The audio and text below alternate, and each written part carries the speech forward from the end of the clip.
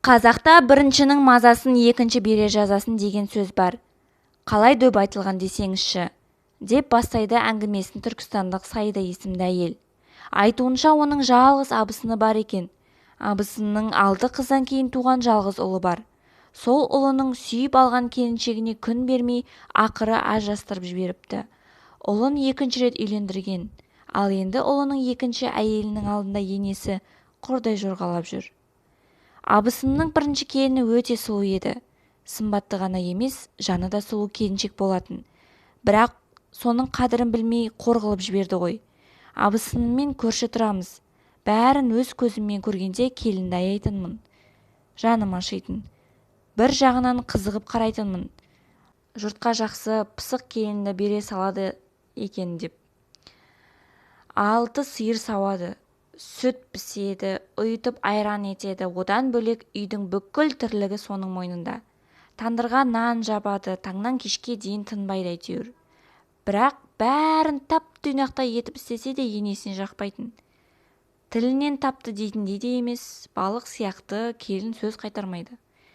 Кейін түсінсем, келінді оның шыққан жерін абысыным менсінбейді екен. Бұлардың жағдайы керемет емес, бірақ құда-құдағилардікінен де жақсы деп қоя салатын. Құда-құдағи жуас жандар болған соң да басынған шығар деп ойлайтынмын. Бір сөзінде абысыным құдалар барақ үйде тұрады деп мұрын шүйіргені есімде. Келінді әке-шешесінің жағдайына емес, істеген тірлігіне, мінезіне қарап бағалау керек қой. Жоқ, бұлар керісінше. Ағайын туысқанның той-томалағына абысыным күйеуін және ұлын ертіп, үшеуі ғана барып қайтады. 5 жылдың ішінде келін бір ретте отырыс жиынға ертіп бармаған. Менсінбегендіктен бе, бұл әлде оны адам құрлы көрмегендік пе білмедім. Бір күні абысынының келіні үйге жылап келді. Беті аузы көк көмбек. Әке-шешеме хабар беріңізші, мен бұдан артық шыдай алмаймын деді. Күйеуің ұрды ма деп сұрадым. Келін жылап отырып бәрі жабылып ұрды дегенде жүрегім ауырды. Ол осы уақытқа дейін жасырып келіпті. Күйеуі де енесі де ұрады екен. Тіпті мал қораға қамап қойып, сол жерде түнеген күндері де көп болған. Әке-шешеңе айтсаң өлтірем деп қорқытады екен. 5 жылдың ішінде келін байғұс 2 рет түсік тастап қойыпты. Абысынымның қылығы бұл әрекетін түсіне алмадым. Келін әп-әдемі, сөзі де түзу, ешкімнен кем емес. Бірақ неге оны өздерінен кем санайды? Бүкіл ауылдың енелері сүйсініп қарайтын келінді осыншама қинауға бола ма? Кемшілігі неде еді? Сан сұрағыма жауап таба алмадым. Сондағысы келіннің ата-анасы жоқ жұқана. Шыдай алмадым, еңіреп отырған келінді аядым. Өзімде 4 қыз өсіріп отырған анамын. Сол күн ақ көрші ауылдағы құдағидың үйіне бардым. Қыздарыңды өлтіріп қоймай тұрғанда алып кетіңдер дедім. Тым жуас жандар ғой. Келін сияқты олар да құда-құдағиларынан қорқатын сияқты. Күлімдеп әрең сөйледі. Сөзіммен күш беріп, әйтеуір сол күні олар ағайын туысқандарын ертіп кеп келінді алып кетті. Заңды түрде ажырасты. Әрине ажырасқанша талай рет қырылысты ғой.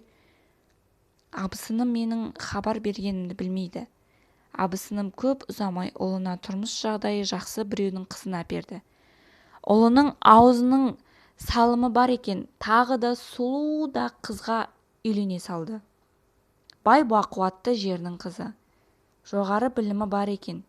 Әкесі қызын ауылдағы мектепке жұмысқа тұрғызып қойды. Ойпырмай, ажырасқан жігітке сұлу қызын бере салыпты деп таң қалдық. Сөйтсек, кейін естісек, бұл да оның екінші некесі екен.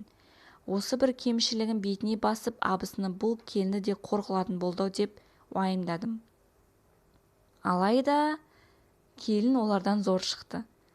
Ол ата-енесін ғана емес, көршілерді де адам құрлы көрмейтін. Таңертең жұмысқа кетіп жатқан келінді сыртынан көрем. Жалаңбас, мені көргенде сәлем де салмайды. Безірейіп қасымнан өтіп кетеді. Ал абысыным бұл уақытқа қорасында 6 сиырын сауып жүреді.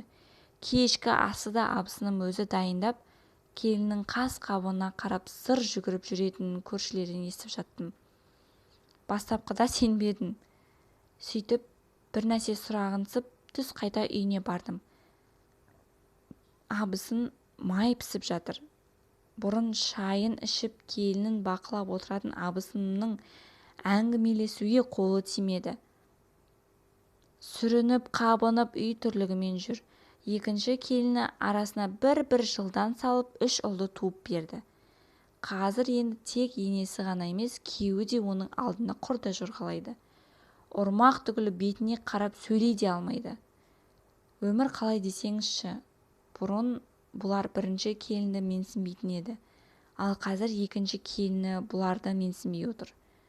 Бұлай дейтін себебім, келіні үй тірлігі түгілі балаларын да қарамайды. Мектептегі жұмысына барып келеді, болды. Күйеуін де, енесін де жүгіртіп, ауыздарын жауып қойған сонда қыздың әке-шешесінің байлығы ма?